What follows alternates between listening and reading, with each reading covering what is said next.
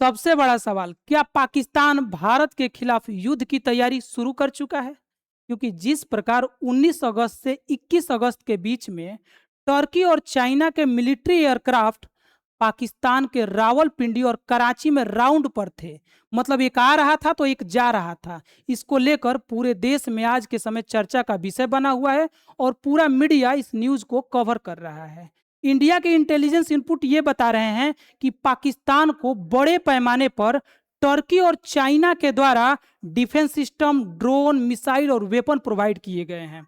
आप सोचिए कि ऐसा क्या हो गया एकाएक कि टर्की खुलेआम ओपनली बड़े पैमाने पर ड्रोन, वेपन और मिसाइल प्रोवाइड करा रहा है। तो इसकी शुरुआत होती है 7 अगस्त 2026 को, जब पाकिस्तान, सऊदी और टर्की के बीच में एक मक्का डिफेंस एग्रीमेंट साइन होता है। और इस एग्रीमेंट में इस बात की चर्चा होती है कि इन तीन देशों में से किसी एक देश पर यदि कोई अन्य देश हमला करता है तो ये हमला तीनों देशों पर माना जाएगा और तीनों देश मिल करके जवाबी कार्रवाई करेंगे उस देश पर। उस समय इस डिफेंस एग्रीमेंट को नेटो के आर्टिकल 5 से जोड़ करके भी देखा गया और इस डिफेंस एग्रीमेंट को इस्लामिक नेटो का नाम भी दिया गया। और उसी समय एक और चर्चा शुरू हो गई कि क्या पाकिस्तान और भारत के बीच में जब युद्ध होगा तो सऊदी और टर्की पाकिस्तान की तरफ से युद्ध करने जाएंगे भारत के खिलाफ या नहीं जाएंगे। अभी ये चर्चा चल ही रही थी कि 19 अगस्त को ये देखा गया कि टर्की का काफी बड़ा military aircraft C-130 Hercules aircraft बड़े पैमाने पर ड्रोन, वेपन, मिसाइल लेकर बार बार कभी रावलपिंडी के नूर खान एयरबेस पर तो कभी कराची के मसरूर एयरबेस पर एक आ रहा था तो एक जा रहा था। 60 घंटे में दर्जनों बार टर्की से एयरक्राफ्ट पाकिस्तान आया है और गया है, जो कि ये सामान्य नहीं है। सामान्य ये होता है कि एक दिन में कभी एक बार आ गया, वो भी रात के अंधेरे में आया है। और उसी समय चाइना के भी एयरक्राफ्ट पाकिस्तान में आए हैं, कराची में और रावलपिंडी में।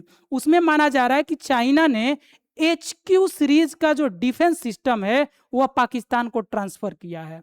मतलब साफ है, पाकिस्तान को यह बात अच्छे से समझ में आ गई है। जब ऑपरेशन सिंदूर हुआ था तो पाकिस्तान की स्थिति काफी भयावह थी। पाकिस्तान अपने एयरबेस को नहीं बचा पाया था। तो पाकिस्तान को पता है कि भारत का अगर सामना करना होगा तो हमें कहीं ना कहीं से वेपन लेने होंगे, डिफेंस सिस्टम लेने होंगे।